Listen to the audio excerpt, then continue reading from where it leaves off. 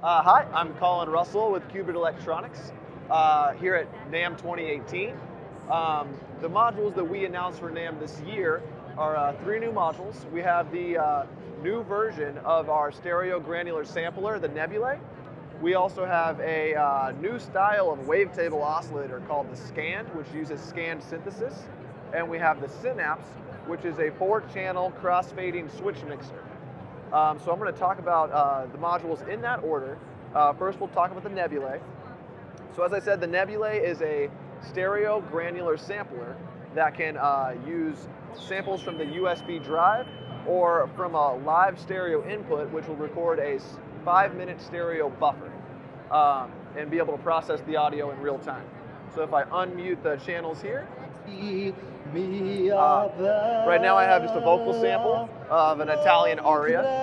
Right off the bat, I have a speed control that can move forward in time and get faster speed. It'll go up to 4 times as fast. I can also bring it to the left, get here in the middle, and have it kind of slow down to a point where it doesn't really move. It kind of just hovers around a kind of a midpoint. And as I bring it to the left, it'll do reverse audio. It'll actually go up to 4 times as fast in the reverse direction. I can also click the encoder, and it'll go back to my original speed instantly. I have a pitch knob, which is completely separate from the speed knob, and it can go 2 octaves up and 3 octaves down. And just like the speed knob, I can click it to get back to my original pitch.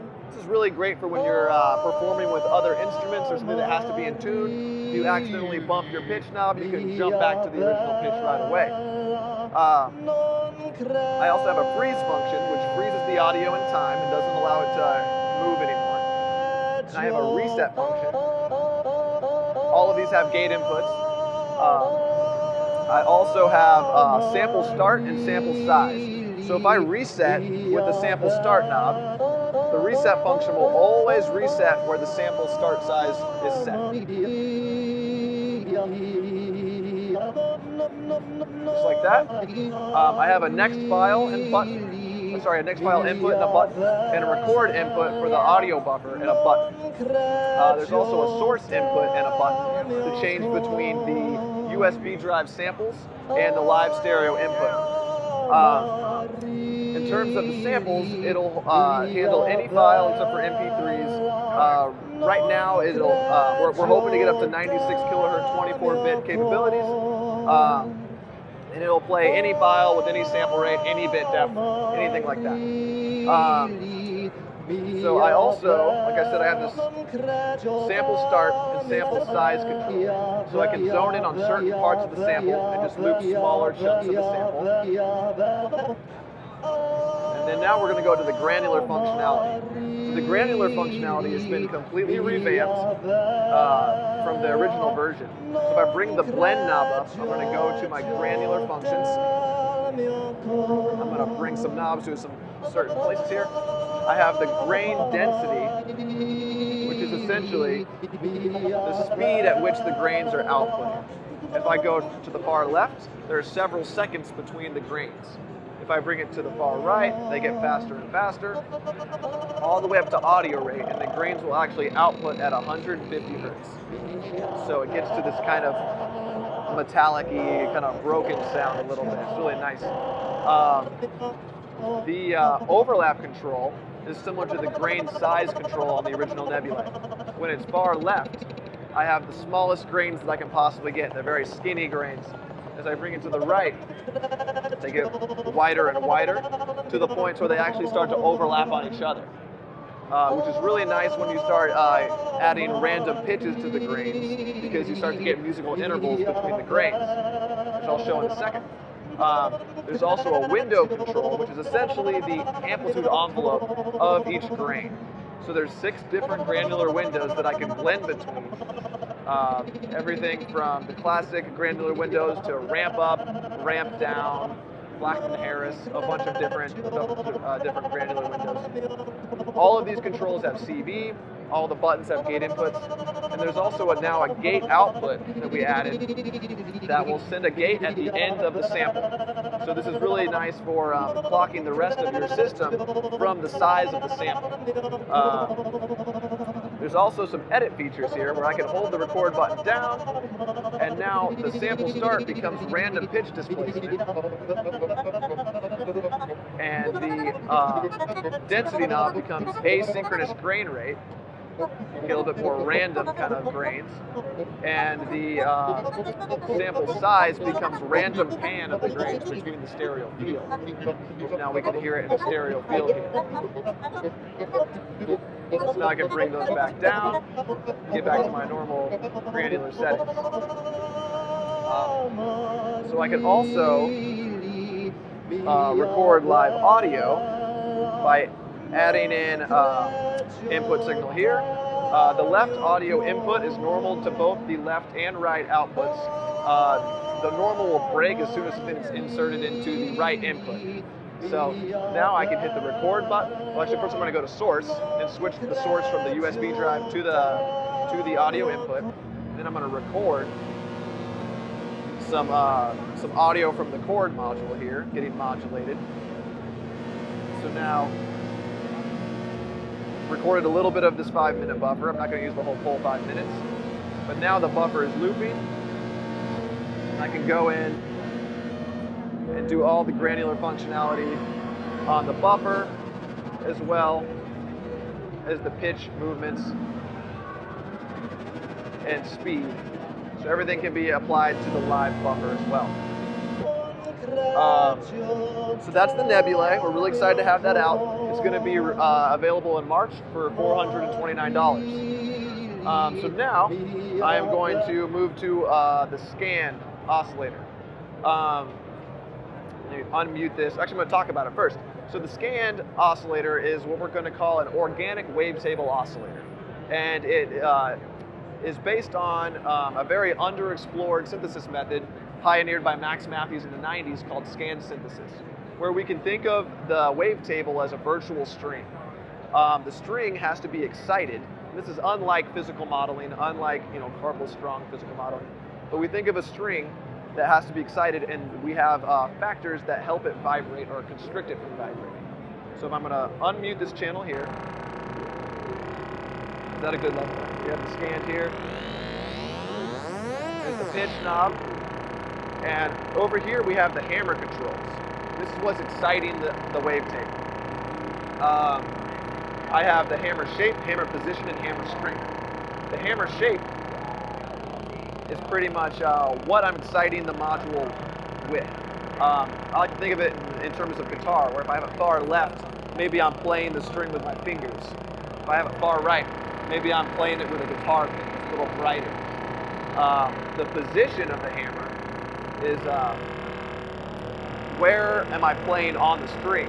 So when it's far left, maybe I'm playing a little bit closer to the bridge of the guitar. If I'm playing, if I have it far right, maybe it's a little closer to the bridge. And the strength is, the hammer strength is how hard it's being excited. So when it's far right, it's obviously getting excited as hard as possible. And now it's a little bit more gentle here when it's to the left. The stiffness control constricts the amount of vibrations that the wavetable is allowed to move. So as I bring this up, it starts to get a little noisier, a little bit bitier, and kind of gets a little noisy. It's really nice. And the reason we're calling it an organic wavetable oscillator is because of the amount of movement that can happen and how long the movements happen when certain knobs are changed. So I have a dampening knob here, and if I turn this, I'm going to get an evolution that we can think of as a string vibrating. And it will sometimes take between 3 seconds to 30 minutes for the wavetable to finally settle down on its own waveform. I like to think of this as like you throw a pebble into a puddle of water, we get these ripple effects. And we think about how long we see those ripples before they finally die out into the natural state of the water. There's also a mass control, which is how thick the string is. Is it your low E string on your guitar or your high E string? In the center is where it's tied to its surface. Is it wound around the bridge? Is it wound somewhere else? So now what's really fun is I can turn the strength down, the stiffness up, and the dampening down, and now I can excite it with a button or a gate input. And so now essentially it is its own synth voice module. So I can also give it some a pitch sequence here. Let's speed that up a little bit. And so now with no external VCAs or filters, or LFOs for that matter, I have a full-on synth voice that can start and stop in terms of its sound generation. It also has an external audio input, so you can excite the virtual string via other synthesizer modules, or maybe samplers, maybe from the Nebulae. So it's just a really interesting way to think about wavetables and how they can move. So I'm going to go ahead and pull that down. And now the next module is the Synapse. And this one I'm just going to kind of show because it's very easy just to visually look at and think about. So there are 4 different channels, the blue, purple, green, and red. Each channel has 2 inputs with a single output, a crossfader between the 2 inputs, and a CV for the crossfader. But what's really interesting is I can have the blue channel, which obviously right now is going to the blue output. I can shift that channel to any of these 4 individual outputs by turning the terminal knob in either direction with the knob or the CV. I could also sequentially advance it with a gate input, or I can scatter it with the scatter button or the scatter input, which will randomly displace the channels between the outputs. I can click the terminal knob to get them back to their normal state. Regardless of the individual outputs and where they're set, inputs 1 and 2, or channels 1 and 2 will always come out of the 1 and 2 summed output. Channels 3 and 4 will always come out of the 3 and 4 summed output, and all 4 channels will always come out of the summed output. So let me get that back to its normal state. What's also really exciting is there's 8 memory locations that I can save crossfader positions in. So right now the memory knob is down, which means I am in no memory location. If I move it up, channel 1's input light starts to blink. I am now in memory location 1, and I can set these crossfaders to any position and hit save. So now those positions are saved in channel 1, or memory location 1. If I move to memory location 2, I can set different crossfader amounts and save it there. And I can do that up to 8 times. So now with the memory knob and the CV input, I can move between those memory locations and get the crossfaders to instantly move from one position to the next. If I don't want them to instantly move, I want them to kind of fade from one to the other, I just turn up the inertia knob and then move the memory location knob. And now they will slowly morph from one crossfader position to the next, which is really fun for ambient music and really fun for just blending things and making it morph. So that's a really exciting feature. The last thing about the Synapse that is really exciting is it has 4 internal triangle wave LFOs. So I can set the LFO amount, so the depth of the LFO or the amplitude of the LFO with the crossfader knobs, hit some buttons, and now we can see each crossfader has an internal triangle wave LFO, and the inertia knob will change the speed of all 4 LFOs. So if I bring it up, the LFO is slowed down a little bit, and as we can see, each LFO is 90 degrees out of phase, so it'll do a quadrature style crossfade, or quadrature style crossfades between all channels. And then the speed of the LFOs can be handled with the inertia knob or the CV input. And it's just a really exciting module for being able, especially for performance, to be able to kind of reroute your patch and send different CV and audio signals to different locations without having to pull cables out. So in performance scenarios, it's really nice to just kind of keep things in place and not have to like worry about unpatching and not knowing where, you know, and just getting confused and all that kind of stuff. So it's a really nice utility module. And then the last thing about the Synapse is because there are 4 different crossfaders, if you only use one channel of the crossfader, the crossfade will, or one input of the crossfader, it will act as a VCA. So it can be 4 VCAs, it can be 4 crossfaders, it's a signal router, it's a mixer, it's the all-in-one utility module. So March for the Nebulae, it's going to be $429. And then we have May for the Synapse for $339. And then we have June for the Scanned at $349. And yeah, that'll be the first half of the year for us.